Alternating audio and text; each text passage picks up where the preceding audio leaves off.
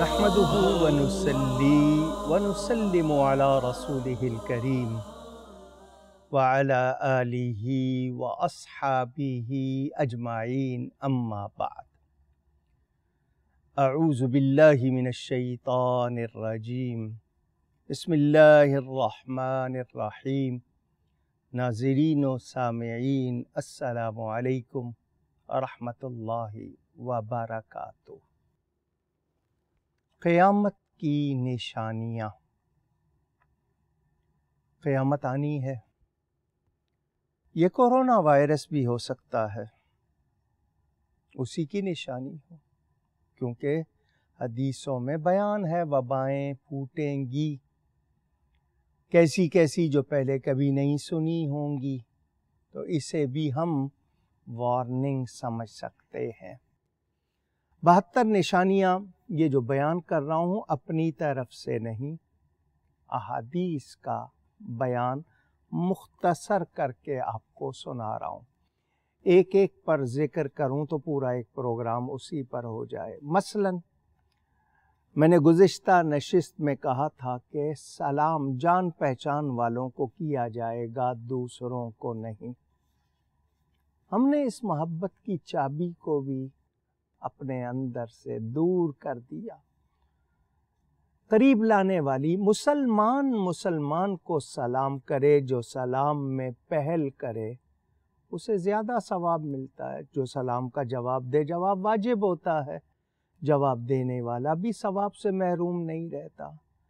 یہ کوئی شرط نہیں ہے کہ چھوٹا بڑے کو کرے، ایسی کوئی بات نہیں ہے۔ بہت سے گھروں میں نے دیکھا جی چھوٹے کریں جی ہمیں نہ، بڑا بھی اگر باپ ہے گھر میں آیا ہے سب کے نام سب کو سلام کرے، بہت اچھی بات ہے۔ بڑا چھوٹے کو کرے، نبی پاک صلی اللہ علیہ وسلم جیسا مخلوق میں کون ہوگا، ان سے بڑا ہونا تو دور کی بات، ان جیسا مخلوق میں کوئی نہیں۔ وہ سلام میں پہل کرتے تھے، بچوں کو کرتے تھے، بلکہ بچے اگر کھیل رہے ہوتے تھے اور کوئی بچہ کہتا تھا حضور میرا سلام لے کے جائیے گا، کونین کے والی ٹھہر جاتے تھے، وہ بچہ کھیل کے آتا سلام لیتا پھر جاتے۔ ہم نے ان چیزوں کو ہی رخصت کر دیا۔ ہمیں حکم ہے گھروں میں جائیں، گھر والوں کو سلام کریں۔ مرد حضرات شاید شرماتے ہیں اپنی بیویوں کو یا چھوٹوں کو سلام کرتے ہوئے، ایسا نہیں ہونا چاہیے۔ سلامتی پھیلائیں تاکہ آپ کے لیے سلامتی ہو۔ تو یہ سوار ہے پیدل کو کرے، جو آیا ہے مجلس میں وہ کرے، ہمیں اس کے آداب سکھائے گئے ہیں۔ تو سلام ہم نے پھیلانا تھا، سلامتی پھیلانی تھی جان پہچان والوں تک، ہم نے اس کو کر دیا۔ میں عرض کر رہا تھا کہ نشانیوں میں سے اگلی نشانی غیر مسلم کے لیے شرعی قانون مسلمانوں پر جو لاگو ہوتے ہیں۔ ہم شاید آج تک سمجھ نہیں سکے کہ شریعت کا ہر قانون ہمارے لیے بنایا گیا ہے، ہماری بہتری کے لیے۔ کبھی کبھی دیر سے سمجھ آتا ہے مگر ہمارے لیے۔ تو یہ مسلمانوں اور غیر مسلموں میں بحث ہو جائے گی شرعی قوانین پر۔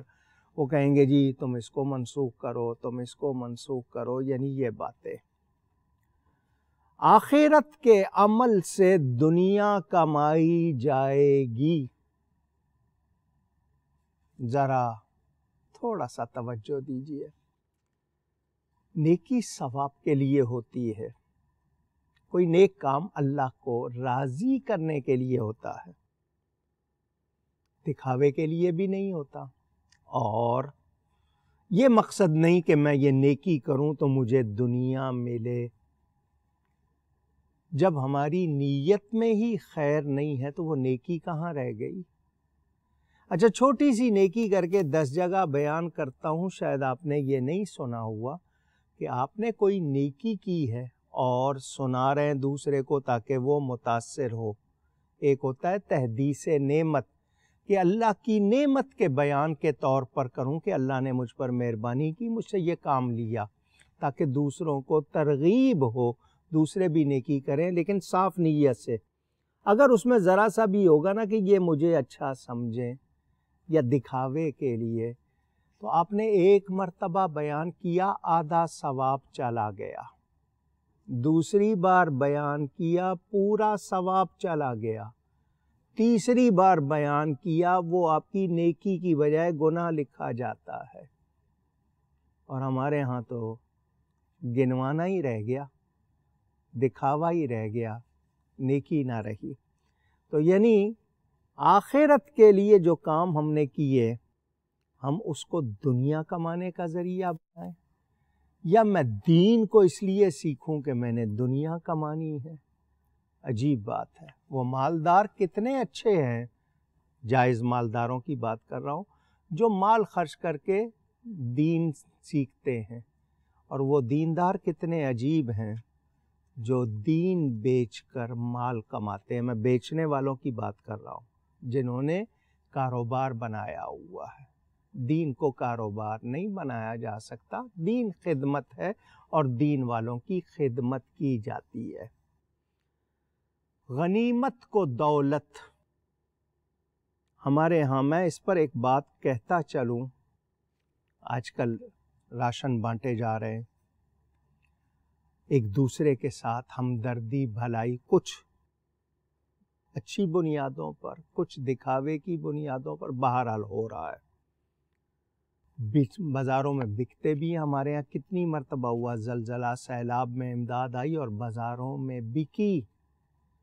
اسی طرح ہم لوگ بہت سے ایسے کام کر جاتے ہیں جو رسوائی کا باعث بھی ہوتے ہیں، اور ہمارے لقمۂ وہ جو تر جس کو ہم بڑے شوق سے کھاتے ہیں، اس میں ملاوٹ ہو کر ہمارے لیے بیماری بنتے ہیں۔ کبھی کبھی ہم نوٹ نہیں کرتے کہ ہماری بیماریاں وہ لقمے ہوتے ہیں جو جائز نہیں ہوتے۔ امانت کو غنیمت کا مال اور زکوٰۃ کو تاوان سمجھا جائے گا۔ آپ اللہ کے دیے میں سے اللہ کی راہ میں دیتے ہیں، پلے سے کچھ نہیں دیتے۔ آپ کے پلے ہے کیا؟ آپ خود بھی اللہ ہی کے دیے ہوئے ہیں، اور آپ کے پاس جو کچھ ہے وہ بھی اللہ کا دیا ہوا ہے۔ میرا پورا وجود رب کی عطا ہے۔ میں اگر ذہین ہوں، رب کی عطا۔ کوئی کہے آپ کی آواز بہت اچھی ہے تو میں نے بنائی ہے، رب نے دی ہے۔ کوئی کہے آپ کی شکل بہت اچھی ہے تو رب نے دی ہے۔ ہم شاید اس کو اپنا کوئی کمال سمجھ رہے ہوں، تو رب کے دیے میں سے ہم وقت ہے، دولت ہے، خرچ کرتے ہیں، اپنی طرف سے کیا دیتے ہیں، مگر اس کو مصیبت سمجھیں گے، تاوان سمجھیں گے، ہم پر زبردستی ہے، ٹیکس لگا ہوا ہے، اس طرح کی باتیں۔ اللہ کی پناہ، یہ بھی نشانیاں ہیں، اور ہمارے ہاں یہ ماحول ہمیں نظر آتا ہے۔ سب سے رذیل یعنی گرا ہوا شخص، بظاہر ہمارے ہاں کچھ لفظ بولے جاتے تھے کسی طبقے کے لیے، اب ہم نے ان لفظوں کو سفسٹیکیٹڈ کر دیا ہے، ماڈرنائز کر دیا ہے، اور نئے لفظ نکال لیے ہیں۔ اس میں ہمیں اب لگتا ہے کہ جیسے ہم کچھ ہو گئے ہیں، یعنی ایسے لوگوں کو نمایاں کر لیا جائے گا لیڈر کے طور پر، سربراہ کے طور پر، یا بڑے کے طور پر، جو اس کے لائق نہیں ہوگا۔ اور ایسے شخص کی عزت کیوں کی جائے گی کہ اس کے شر سے بچیں، کہیں ہمیں نقصان پہنچائے گا اگر نہیں سنیں گے اس کی، یعنی یہ حال ہو جائے گا۔ آدمی اپنے باپ کا نافرمان ہوگا۔ بنیادی بات سن لیجئے، اللہ تعالی اور اس کے رسول کریم صلی اللہ علیہ وسلم کی نافرمانی میں کسی کی فرما برداری نہیں ہو سکتی۔ اگر جملہ سمجھ نہیں آیا پھر کہہ رہا ہوں، کسی ایسے کا کہنا ماننا جو اللہ تعالیٰ اور اس کے رسول کی نافرمانی کی بات کرے، تو میں اس شخص کا کہنا نہیں مان سکتا جس میں اللہ اور اس کے رسول کی نافرمانی ہو۔ وہ بات باپ کی ہو، ماں کی ہو، کسی کی ہو، نہیں مانی جا سکتی۔ سمجھ گئے؟ یعنی اللہ اور اس کے رسول کے حکم کے خلاف ہو، شریعت کے خلاف بات ہو، وہ کسی کی نہیں سنی جائے گی۔ ماں باپ اس کے سوا جو کہتے ہیں، شریعت نے ان کو بہت حق دیا ہے۔ ہمارا وجود انہی کی وجہ سے ہے، وہ ذریعہ بنے ہیں۔ ہم ساری دولت ان پر خرچ کر دیں، ہم ان کا حق ادا نہیں کر سکتے۔ وہ اگر گھر میں ہے، بستر پر بھی ہے، ان کی وجہ سے آپ کو رزق مل رہا ہے، ان کی وجہ سے آپ کو امان ملی ہوئی ہے کتنی بلاؤں سے، وہ دعائیں کر رہے ہیں، وہ ان کا وجود برکت۔ مگر وہ بھی یاد رکھیں کہ ماں باپ کو کیسا ماں باپ ہونا چاہیے، یہ ان کو بھی یاد ہو۔ وہ خود نیکی نہیں کر رہے، اولاد سے نیکی کیسے کروائیں گے؟ وہ خود حلال نہیں کما رہے، اولاد کو حلال کیسے کھلائیں گے؟ تو انہیں بھی یاد رکھنا چاہیے۔ لیکن ماں باپ کی نافرمانی زیادہ ہو جانا یہ قیامت کی نشانیوں میں بیان ہوا ہے۔ ماں سے بدسلوکی، ماں کو مارتے تک ہے، کیا کیا کرتے ہیں، کیا کیا سناتے ہیں، اولڈ ایج ہومز میں چھوڑ آتے ہیں۔ مجھ سے نہیں بیان ہو سکے گا کہ ہم اپنی ماؤں کے ساتھ کیا کرتے ہیں۔ کورونا وائرس ہے، آپ گھر میں ہیں نا، صبح سے لے کے شام تک وہ گھر میں وہی خاتون ہے نا، سب کچھ کر رہی ہے، بچوں کو بھی دیکھ رہی ہے، آپ کو بھی دیکھ رہی ہے، کھانا پینا دھونا سلائی ہر چیز دیکھ رہی ہے۔ تعریف میں 2 لفظ نکلتے ہیں آپ کے منہ سے اس کے لیے؟ کبھی آپ نے اس کی حوصلہ افزائی کی؟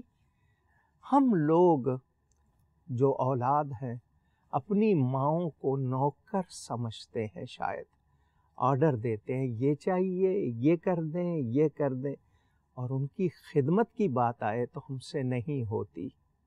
مجھے اور آپ کو سوچنا ہوگا، ماؤں سے بدسلوکی، باپ سے بدسلوکی کرنے والے جان لیں اللہ کی رضا ماں باپ کی رضا میں ہے۔ ماں باپ راضی نہیں ہوں گے، آپ کتنے ہی درجے والے ہو جائیں، آپ سے اللہ راضی نہیں ہوگا۔ مگر میں نے بتا دیا یہ طاعت معروف یعنی بھلائی میں ہوتی ہے، کسی کا غلط حکم نہیں مانا جائے گا، لیکن ماں باپ کا جو درجہ ہے، اور پھر ماں باپ کو بھی اولاد کی ایسی تربیت کرنی چاہیے، ان کو ایسی غذا دینی چاہیے کہ وہ نافرمان نہ بنے۔ ماں باپ پر اولاد کے 80 سے زیادہ حقوق احادیث میں بیان ہوئے ہیں، ذرا توجہ دیجیے گا۔ دوست کو نقصان پہنچانے سے گریز نہیں کرے گا اور بیوی کی اطاعت کرے گا، یہ بھی قیامت کی نشانیوں میں اور حدیث میں بیان ہوا ہے۔ دوست کہا جاتا تھا اس کو جو آپ کی غلطی سے آپ کو آگاہ کرے، آپ کو نقصان سے بچائے، آپ کی بھلائی کرے اور آپ کو غلطی کی طرف نہ جانے دے، اس کو دوست کہا جاتا تھا۔ شیخ سعدی نے فرمایا تھا نا، دوست آں باشد کہ گیرت دست دوست، در پریشاں حالیو درماندگی۔ دوست اس کو کہتے ہیں کہ وہ آپ کا بازو کب پکڑے، جب آپ مشکل میں ہوں، پریشانی میں ہوں، یعنی آپ کا مددگار بنے، آپ کی مدد کرے۔ لیکن قیامت کی نشانیوں میں یہ ہے کہ دوست کو نقصان پہنچانے سے، ٹھیک ہے کر لیا، کھا لیا تو کیا ہو گیا، اس کے پیسے مار لیے تو کیا ہو گیا، اس کا نقصان ہوتا ہے تو ہو جائے، میں بچ جاؤں، یہ بھی قیامت کی نشانیوں میں سے۔ اور بیوی کی اطاعت کا مطلب یہ ہے کہ آپ اپنے حق کو نہیں پہچانیں گے، آپ کے ہاں ترتیب نہیں ہوگی، اخلاقیات نہیں ہوں گے، آپ کے ہاں کمزوریاں آ جائیں گی، اور آپ یا تو بیوی مالدار ہوگی اس کی وجہ سے، یا وہ کما رہی ہوگی اس کی وجہ سے، اور یا پھر ایسا تعلق کہ آپ اس کا کہنا ماننے پہ مجبور اور سچ بات نہیں کہہ پائیں گے، یہ مراد ہے۔ بدکاروں کی آوازیں مساجد میں بلند ہونے لگیں گی۔ میں اس نشانی کو دیر تک سوچتا رہا۔ مساجد میں بدکاروں کی آوازیں، یا تو یہ کہ مساجد میں وہ لوگ قبضے کر لیں گے جن کے اعمال اچھے نہیں ہوں گے، خواہ وہ کسی روپ میں ہوں۔ میں نے آپ کے سامنے شاید پہلے بھی یہ بات کبھی کی ہوگی، کہ سب سے اچھا طبقہ امت میں علماء کا ہے، علماء دین جن کو ہم کہتے ہیں، اور دین میں سب کچھ آتا ہے۔ ہم شاید دین والے کو سمجھتے ہیں نماز روزے کے علاوہ باقی نہیں، عالم وہ ہوتا ہے جو سب کچھ جانتا ہے، دین میں سب کچھ ہے۔ اور سب سے برا طبقہ بھی علماء کا ہے۔ کیا مطلب؟ کہ وہ دین کا علم سیکھ کر وہ حرکتیں کریں گے جو ان کو شایع نہیں ہوں گی۔ سب کا حال ایک جیسا نہیں، سب ایک جیسے نہیں، برے بھی ہوتے ہیں اور ہر طبقے میں ہوتے ہیں، بہت اچھے، کم اچھے، صرف اچھے، بہت برے، کم برے، تو ایسا بھی ہوتا ہے۔ تو مسجدوں سے بدکاروں کی آوازیں، ایک تو یہ کمیٹیاں ہو سکتی ہیں، یا مساجد میں جا کر لوگ شور کریں دنیا والے علماء کے خلاف یا دین کے خلاف، ایسا ماحول، جبکہ مسجدیں تو ذکر الہی، ذکر رسول کے لیے ہیں، نیکی کے لیے ہیں۔ تو مساجد کو ایسی جگہ نہ بنایا جائے کہ وہاں پر غلط آوازیں آنے لگیں۔ آپ یہ بیان سن رہے ہیں قیامت کی نشانیوں کا، ابھی تو میں صغرا کی کچھ باتیں کر سکا ہوں، ابھی کبرا کے بیان آئیں گے۔ گفتگو میں مجھ سے کہیں کوئی غلطی ہوئی ہو، اللہ کی بارگاہ میں توبہ کرتا ہوں۔ اللہ تعالیٰ مجھے اور آپ کو ہر فتنے سے، ہر وبا سے بچائے۔ بہت شکریہ۔ والسلام علیکم ورحمۃ اللہ وبرکاتہ۔